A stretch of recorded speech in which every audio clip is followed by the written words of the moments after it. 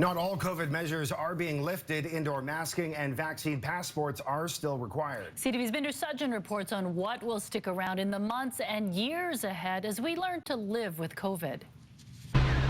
From the fifth wave to waving goodbye to harsh COVID-19 restrictions. We are shifting our response to a long-term COVID-19 management strategy. To allow some businesses to reopen or expand capacity, masks are still required in indoor public spaces. So is the vaccine card, as well as COVID-19 safety plans. Even if there's some transmission, the amount of immunity from vaccination means it's not going to be spread as widely, and we're not going to get people getting seriously ill and ending up in hospital.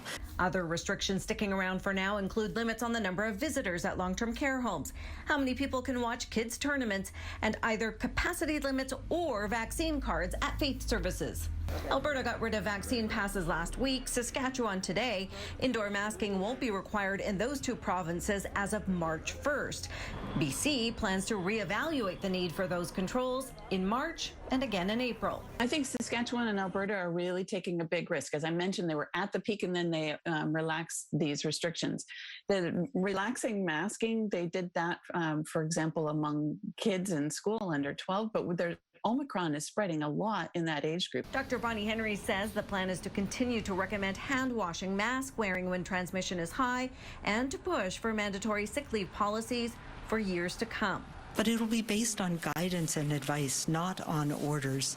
That's the reality of a virus that could mutate and once again become a more serious threat. Our hope and expectation is we won't have to have broad societal measures because we know they have health and well-being impacts as well. Dr. Henry says it's the number of British Columbians who stepped up to get vaccinated that got us to this point, adding the COVID-19 vaccines have another benefit, appearing to reduce the risk of long COVID by 50%. Binder Sudjan, CTV News, Victoria.